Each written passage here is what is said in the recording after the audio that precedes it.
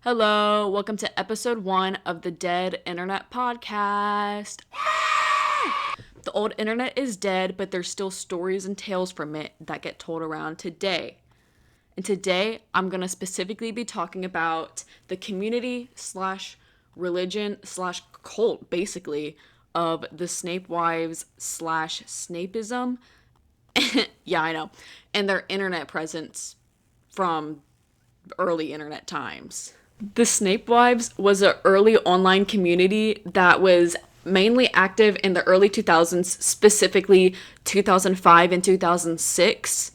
They were mostly active on the website LiveJournal, which is like a social media website, but I'll get into more of that later on because it's obviously not really used today. I got most of the research about this from the website fanlore.com, which was a very good archive of like step by step of like the community and how it came together and everything. And it was a very good archive of the stories of these insane people. So, according to fanlore.com, the Snape wives, also known as Snapeists, insane name, are a group of women in the Harry Potter fandom. Mind you, I'm gonna cut right in here. I never watched or read Harry Potter, so this is especially crazy to me because I don't.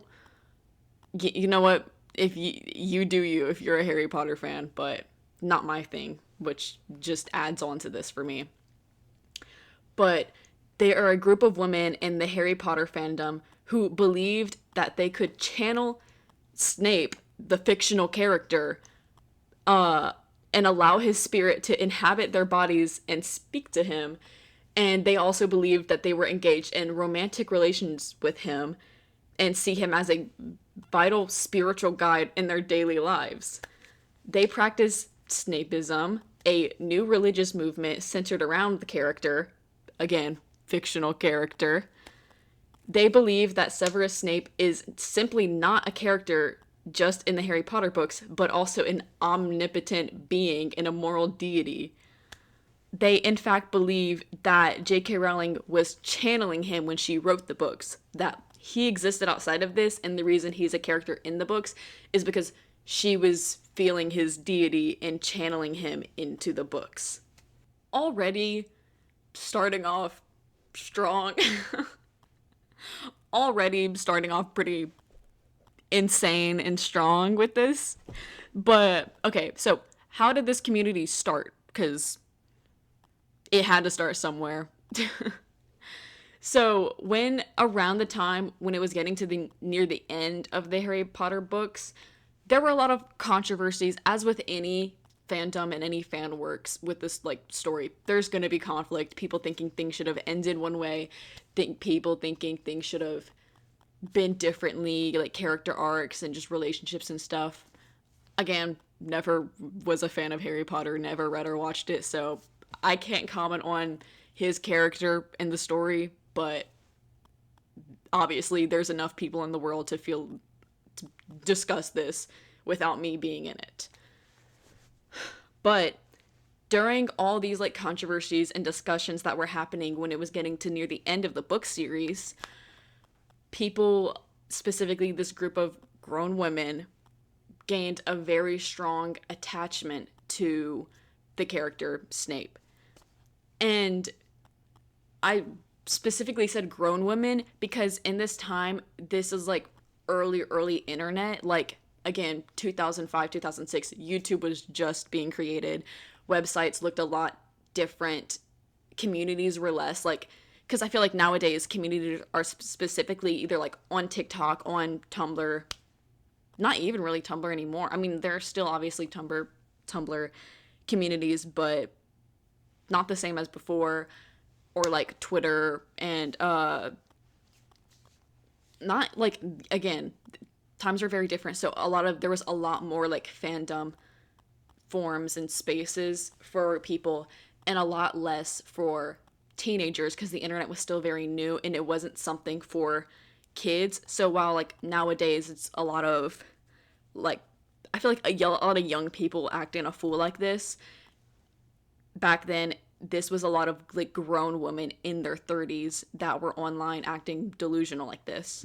So a group of these grown women had formed a particular attachment to the character Severus Snape, thinking that his character was misunderstood and that he was just could have been written better. And with a lot of characters, not written better, but like a lot of characters like that where they think they're misunderstood by the other characters and in the story, and they have kind of like a mysterious aura to them and they're morally gray. That's a lot of the characters that women in fandom spaces will attach to, because it's this whole idea in like this whole romance trope of like, oh, I can fix him, oh, I can change him, like whatever, grow the fuck up, he's a fictional character. But he was a very, because of the way he was written, very easy for a lot of these grown women to grasp on. And because this, groups of fangirls for the characters formed their own smaller communities. So within the larger Harry Potter fandom, there's different communities for like each character. And while this specific sub communities that were fans of just the character Snape, they didn't start off, it was just the same as like any other, it wasn't any more toxic than any other fandom at the time. It wasn't all just like, they weren't all insane at this point. Like, just like any fandom, like even nowadays, for the most part, it's majority people that just really enjoy something. But also, like any fandom online, there's always going to be people that just take it really far and just to an extreme that's just kind of crazy. And with the Harry Potter fandom specifically being so large, there are always going to be fans who will cling to it at an obsessive level and let it basically consume their lives. I especially think that with a lot of like neurodivergent people, it's really easy to hyperfixate onto something like a topic or a piece of media or a character. And it's really easy to just let it take up all your time and neglect every other part of your lives. Like, trust and believe, I know, like, when you really get into something, but there's a balance there. You have to be able to take a step back and reflect. And obviously it's a lot easier for some people. So it's like, well, I can get really into something. I can also be like, okay, I need to like take a step back. And it's like, I can still in my free time enjoy whatever piece of media it is and like whatever. But there are some people where they don't let themselves have that balance, and it's really easy to fall into this delusion of just becoming absolutely infatuated and obsessed with something. So like, I can understand how it starts, but it's, for some people, they can't get out of it, and it just leads to just them being more and more delusional, especially when you're surrounding yourselves, like these women surrounding themselves in a community of other women who are the same level of delusion, and just it becomes an echo chamber of just them bouncing off of each other and just feeding into each other's delusions, which is just makes the whole situation even more insane from an outside perspective, and also just more toxic, because the more people believe to the core of their being, to their heart of hearts, that like this fictional character is true and loves them, that's just gonna cause discourse whenever you have multiple people thinking this way. Basically, and that's how this community started, is this whole echo chamber of these women who become obsessed with Snape, just bouncing off of each other and creating this community where so yeah, this was basically just a group of women who were obsessed, who surrounded themselves with other women who were doing the same thing. And it got to a level where it became, to them, when I say like, oh, it's like a religious / cult, these people, like, it was a religion to them. And I'll get into more of that and like how it got to that point. But, and like what specifically they did in this religion that made it such a like religion and not just a community online. So while this community was starting, it basically became more active on the website LiveJournal, which was a social media networking site and blogging platform where many fans could post. It was like specifically for fandoms mainly. They could post like fan fiction, artworks, have discussions, and just like that sort of thing.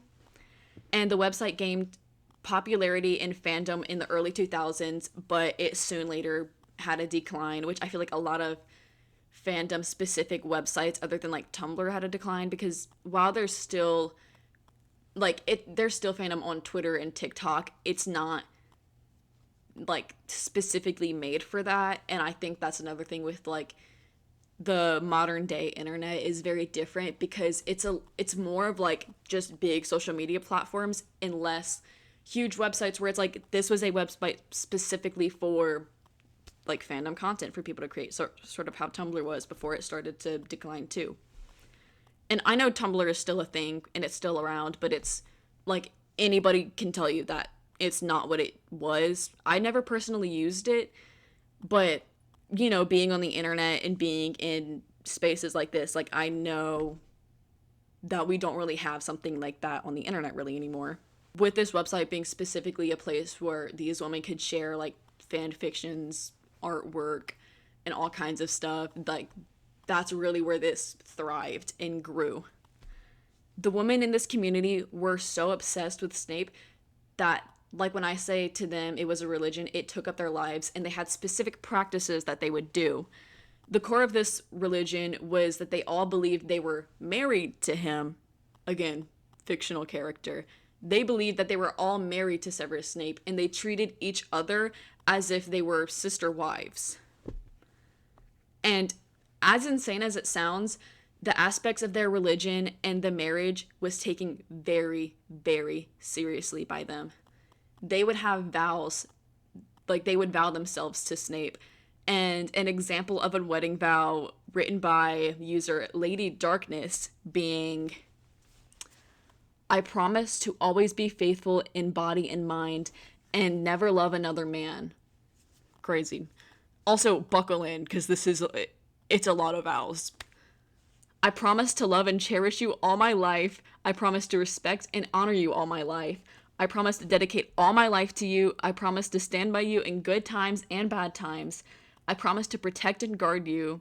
Again, fictional character. How didn't he die in the books? Like, again, never read it. Didn't he? How are you protecting? Whatever. Yeah, whatever. We're already past reason at this point. I promise to provide anything you need for you. I promise to take the best care of you and promise to use your name with the respect it deserves. I promise to always wear the ring with your name on it as a symbol of my love. Yeah, a lot of these women had like physical like jewelry they would make with his name as like to show like in public and just to physically show and represent their marriage towards him. Okay, back to the vows. I promise to obey you no matter what. I promise to respect your wishes and not to be selfish. I promise to look after you in sickness and in health. Again, fictional character, can't get sick. I solemnly promise all this to you, Severus Snape, my only love. May these words create a strong, loving bond, which can only be broken by death. By death. If I break these promises I made, or treat you not in the manner I should be, I'll make sure I'll die. Huh? Again, I'll make sure I die if I break the promises. Yeah. May all good forces and spirits bless our love eternally, so it will be done. A freaking men.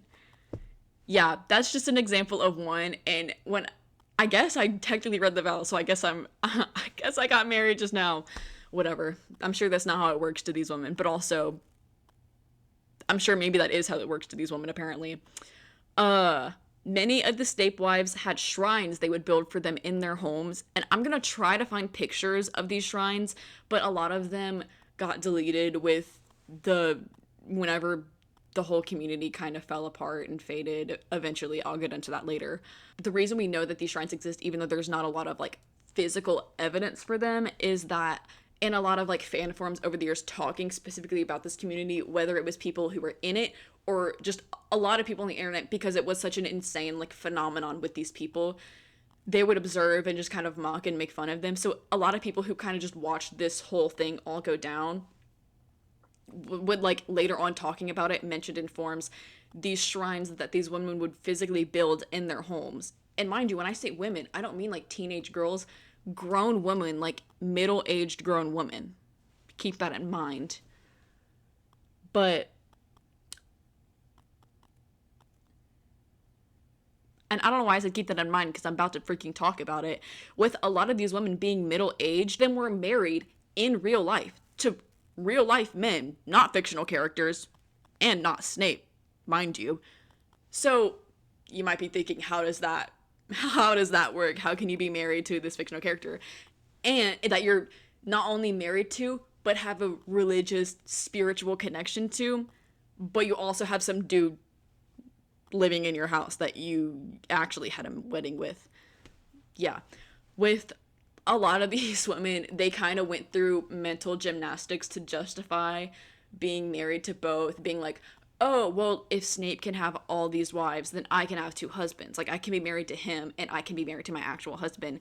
And also, a lot of them were saying, like, well, they exist on different astral planes, so it doesn't count. Okay, whatever that means. Basically because my husband is physically real and he's a spiritual on a spiritual astral plane. That's how a lot of women justified it. But also a lot of women fully, because of this religion, broke up with their husbands or boyfriends or fiancés because they were fully devoting themselves to a fictional character. Broke up, divorced husbands, broke up with fiancés, broke up with boyfriends for a fictional character. Uh-huh. Uh-huh. One woman specifically, this is an account that I'm giving. One woman claimed that this is a woman who was married to her actual husband, and this is how she justified it, just to give like an extra layer of like what was going through these women's mind. One woman claimed Snape regularly possessed her real life husband, especially during intercourse. Apparently, Snape's spirit would just take over his body. So, whenever he was being particularly affectionate to her, that wasn't her husband. That was just Snape in her husband's body showing how much he loved his wife. But yeah, there was with the good like handful of women who just broke up with their boyfriends, this caused conflict within this community slash religion slash pretty much cults in some ways. This caused like a lot of conflict because some women were like, how can that be? Like, you're supposed to be giving your whole lives to Snape. Like, how can you be fully spiritually connected with him if you're with another man? Like, you're supposed to love only him, and how can you be in love with another man? And this discord was just an ongoing thing kind of the whole time the community existed. And this divide between people who just didn't care that they were married, and then people who were like justifying it, being like, no, it's okay that I'm married to him because of this. And then people who were like, actually, it's not okay. And they fully refused to ever get with another man. Like, there were women who like vowed their lives to celibacy because like they fully were like, we'll only ever have intercourse with, again, fictional character from Harry Potter books, Severus Snape, through astral projection and stuff. Also, speaking of astral projection, just in case those of you are a little lost on that and because when I'm saying, oh, they're speaking and having intercourse and romantic encounters with fictional character Severus Snape through astral projection, you're probably like, what does that mean? Well, I'll tell you what that means to these women. Astral projection is a term used to describe an intentional out-of-body experience, mostly like put about like on you through meditation or hypnosis or some things. And whether you believe in that, if you believe that that's a thing, all power to, like, that's fine. Like, I'm not saying you can't believe that astral projection is a thing. I don't know if I personally believe that that's something, but also I can't say that it's not something if that's people, like a lot of people out there just like in a general way are saying that they experience that. I can't say it's not real, but it's a stretch to believe in, but you do you. If that's what you believe in, great. Astral projection, it's this out of body experience where your soul leaves your body and separates into this separate astral spiritual plane, and apparently and it like travels outside of our universe.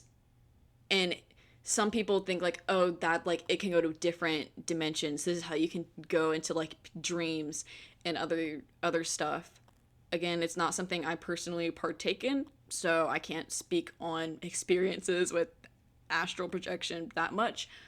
But this is how these women believed they were meeting up with Severus Snape, and this is how they believed he was contacting them and having relations with them. And while we're here, gonna jump right in, I googled Snapeism.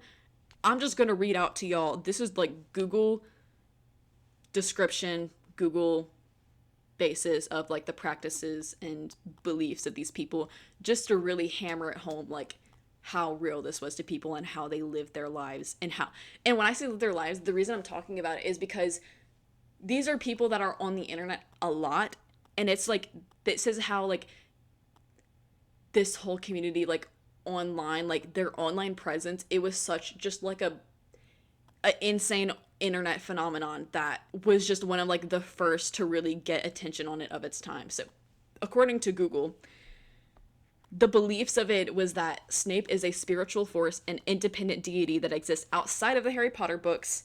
He is a guide for daily life, and followers seek his guidance and emotional fulfillment, and that he is a being that transcends death.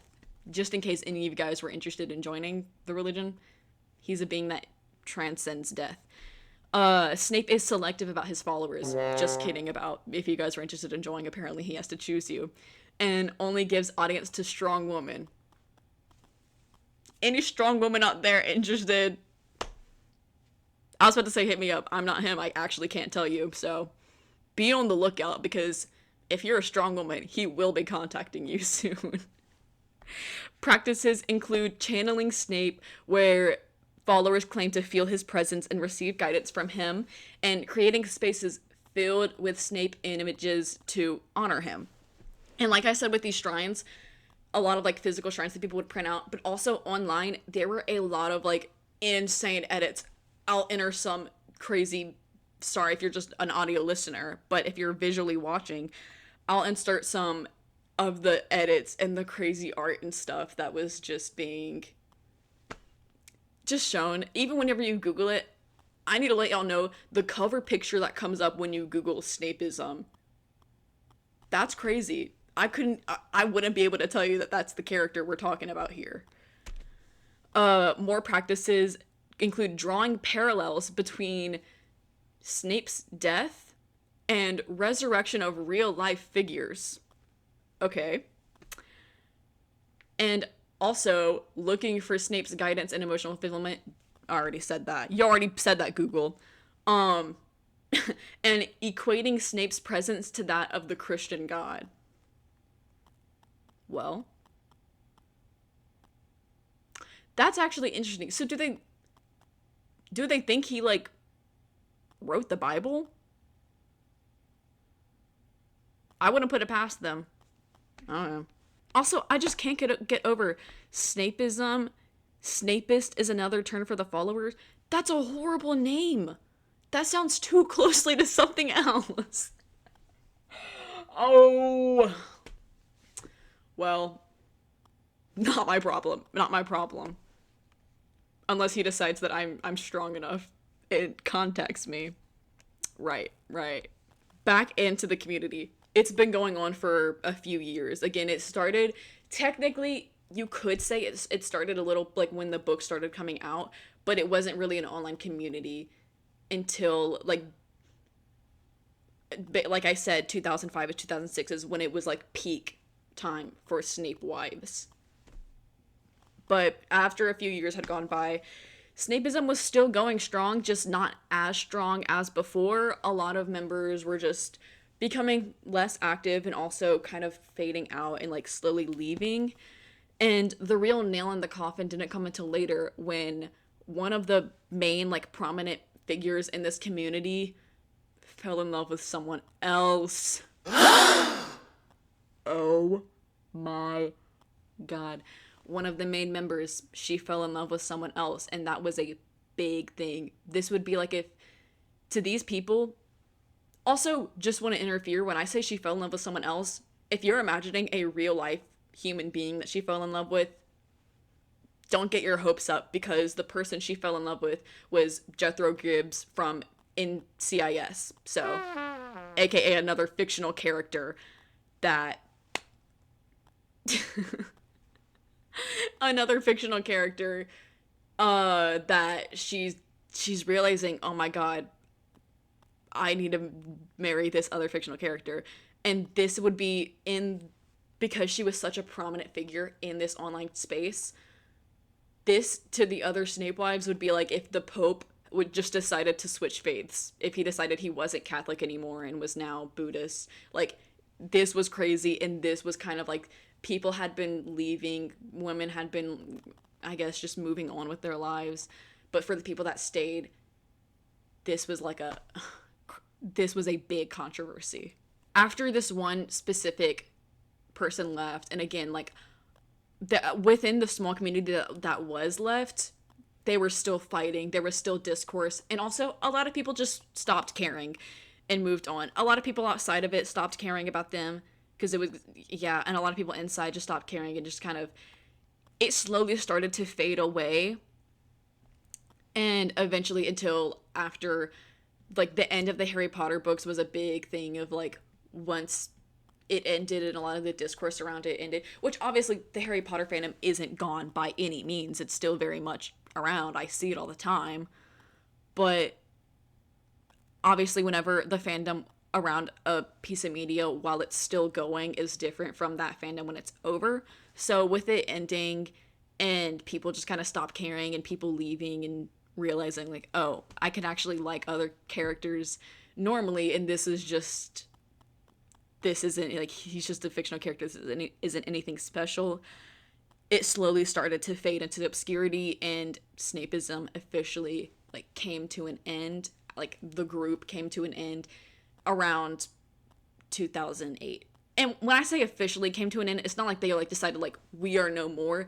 It's like that's whenever the community was so small and so spread out into their own little corners that you couldn't even really call it a religion. You couldn't even really call it what it, like, it was not what it was before at all. You can't even call it Snapeism, basically. And sure, like, there were still a few people, Snape wives, still here and there, and there probably is today a few of these Snape wives who still fully, like, have their shrines and believe this to this day, but they're so few and far between that it's not a thing anymore. The death of Snapeism has been attributed to many things. Some Snapeist, a big thing about the Snape wives is that they hate J.K. Rowling. They think she portrayed him in the books inaccurately. Again, it's her fictional character that she made up, but they believe that she channeled him wrong and didn't do it, and they just hate the way she wrote him and felt like he wasn't being written well enough and wasn't being portrayed as truthfully as he could have. And so a lot of people attributed her to the ending of it, and her for not writing the truth. And a lot of other people say, like, oh, this was just Snape's plan. Like, this is all part of his plan. He's omnipotent after all. He's never going to go away. And they believe he created the world and he can end it too. Watch out, guys. Be on the lookout, because Snape is coming back and he is calling the rapture. And the few Snape wives that are left, those are the only ones that are going to get saved. So, unfortunate news for the rest of us, but we are all going to die.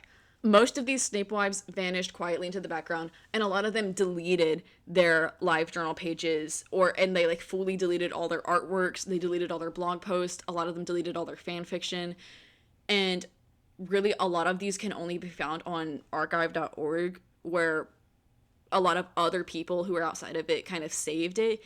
And so without these, like, little archives of the pieces, because a lot of people deleted it and moved, like, when they left, like, got rid of everything due to, like, just mocking and just being, like, getting bored with it, getting done with it, and just moving on with their lives.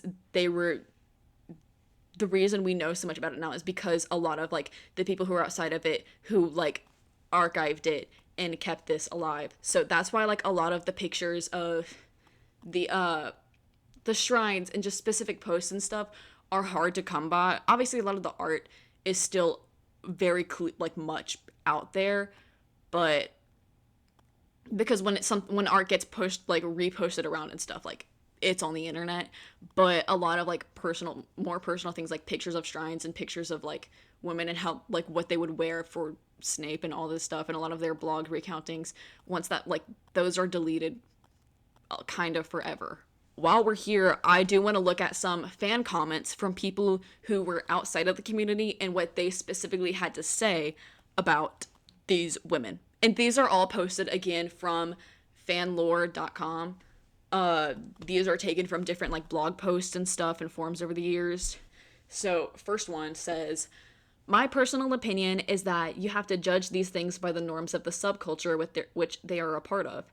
And by the norms of the subculture of the Snape fans and other Slytherin fans, Lady Darkness, again, Lady Darkness is one of the like the big figures. She's the one that I'm pretty sure, let me see. I'm pretty sure she was the one that fell in love with a different fictional character and everything kind of fell apart. She was like a big person in this community. It was either her or it was somebody who was also like just as big in this community. That was the one that people freaked out over her deciding, like her realizing she liked a different fictional character. Yeah, as they were saying, the norms in the subculture of the Snape fans and other Slytherin fans, Lady Darkness and her friends that were all Snape wives, even in that sub-community, were seen as insane. Even in the Harry Potter fandom, even in these smaller fan groups, these group of women were still seen as insane. That, and no one in their right minds would write a sappy love letter, read that wrong, to Snape of all people and think that would impress him. I don't know what these fangirls were crushing on, but it is not the Snape I recognize in the books. It's not crushing I can find laughable. Haven't we all been there at some point? This is horrific characterization. This person's basically being like, saying they were seen as insane, and the way they were treating this fictional character wouldn't make sense, because if they love this fictional character so much, they should know that he wouldn't like him writing all these love letters and stuff and being like, for a group of women that love this fictional character so much, they mischaracterized him so much. Again, I haven't read the books, so I can't give my piece on that, but that's what was said about that.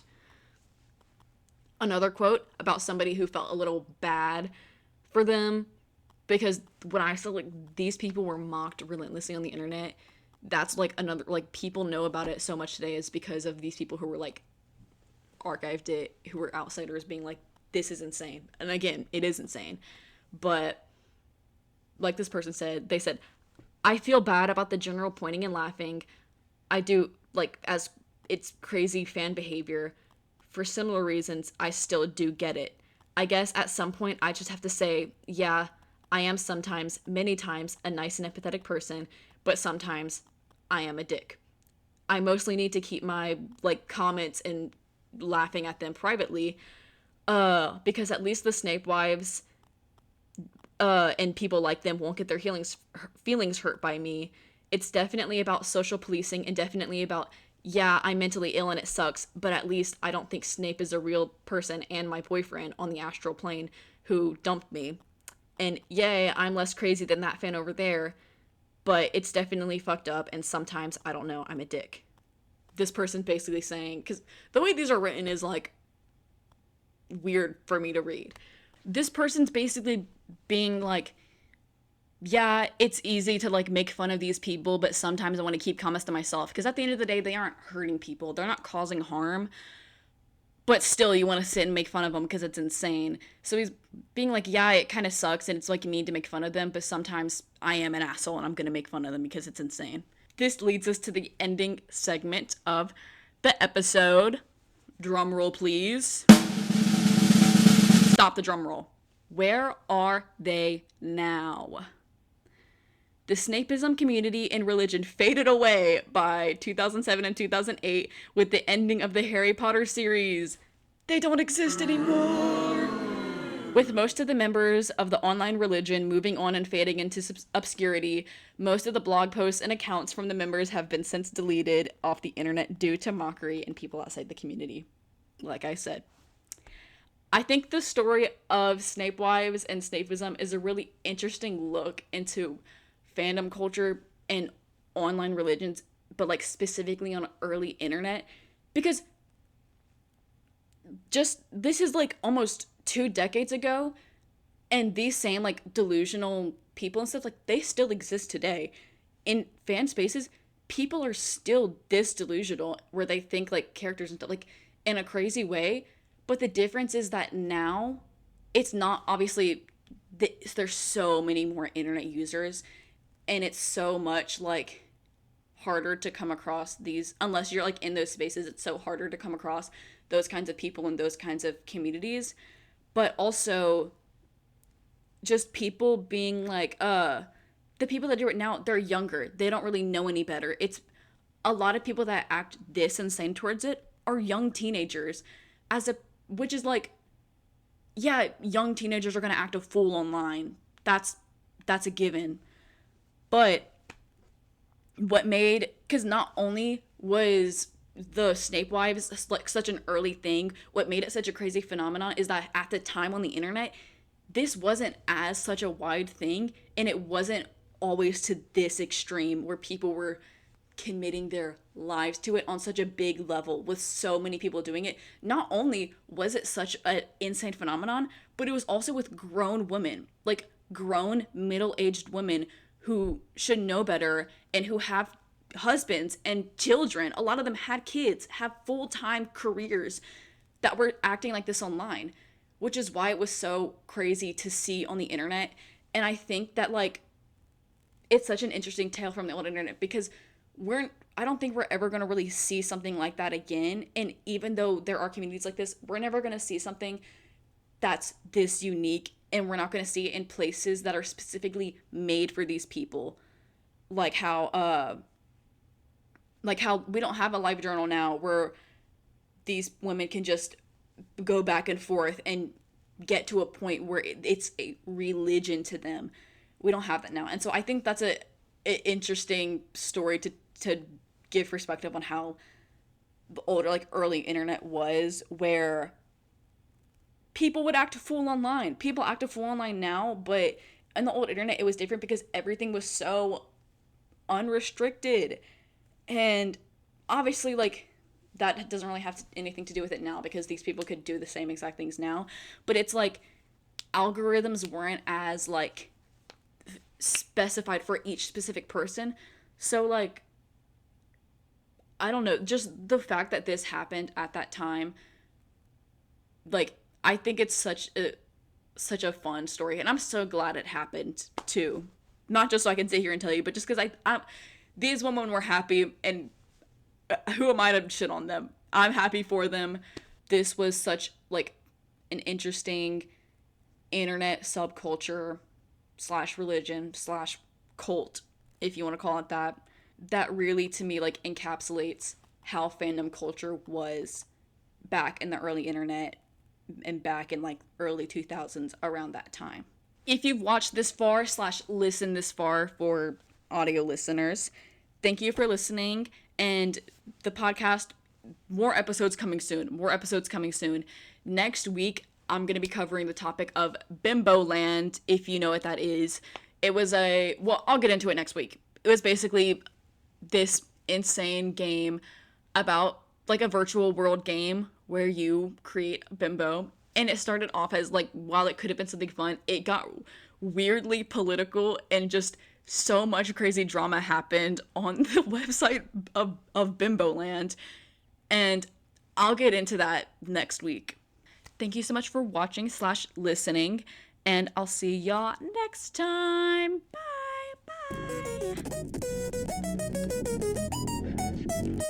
Bye.